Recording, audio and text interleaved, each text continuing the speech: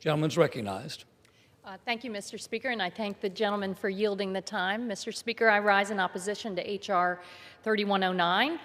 And I know my Republican colleagues want to pretend that this is a simple, unbiased study bill, but it's not. The bill asks the National Petroleum Council, a council that is made up of members from the oil and gas industry, to create a report that says that the United States needs more oil and gas.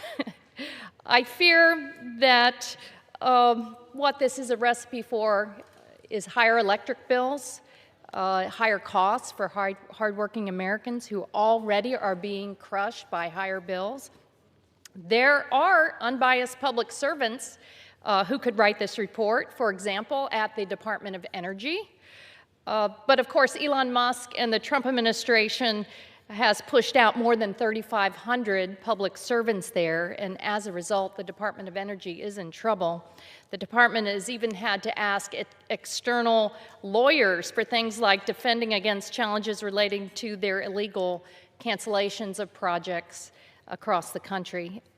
And to bring this bill at a time where people are they want to see the Congress work to solve problems, I think demonstrates that folks up here are out of touch. And it's part of a very disturbing Republican trend led by the president to purge the government of real experts and to slash and burn like medical research, finding the cures and treatments that we need to survive and thrive, trying to dismantle illegally the Department of Education, going after public health, really ruining a lot of the expert public health advice that helps keep our neighbors healthy and safe. And then here, when we're talking about oil and gas and their lobbyists, they are so firmly in control of the agenda here in the United States Congress.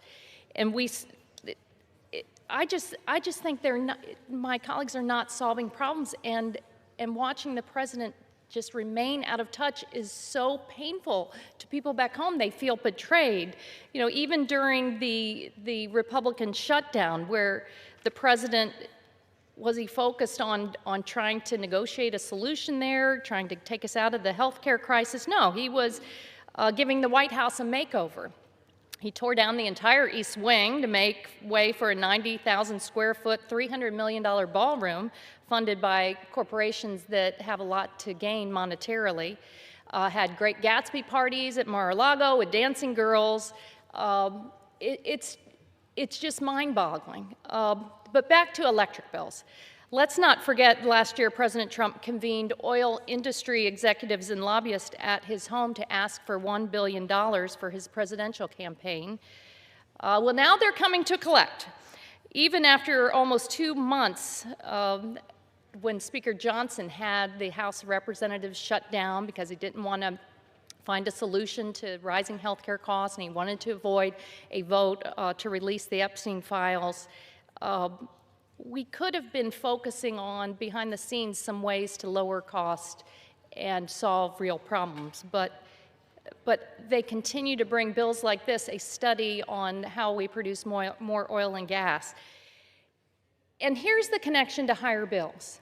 Because while they want to pad the profits of oil and gas companies, what they're doing to sabotage jobs and cleaner, cheaper energy now is showing up in people's electric bills, and they're angry. I was with neighbors a couple weeks ago who were burning their electric bills because costs are increasing so dramatically.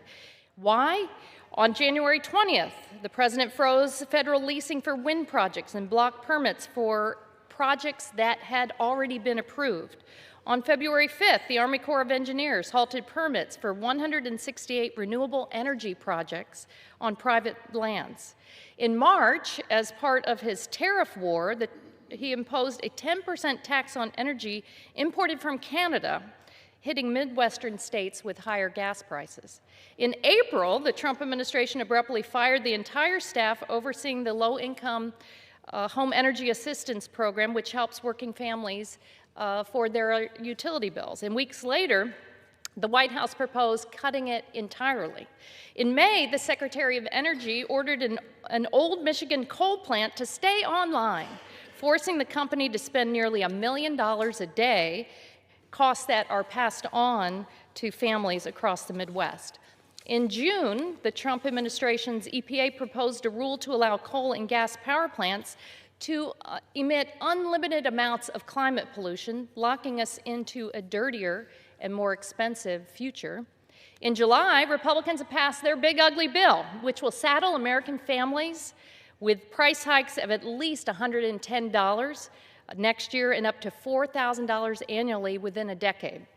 In August, the EPA announced an illegal cancellation of the $7 billion Solar for All grant initiative, which was intended to bring affordable energy to more than 900,000 hardworking American households. In September, the Trump administration unveiled a more than $600 million bailout for coal plants to keep them online.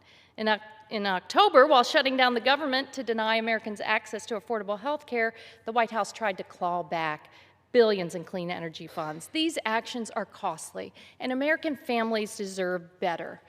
We should be working together to solve problems, not wasting time on trying to figure out how we pad the profits of industries, instead looking out for the pocketbooks of the people who sent us here.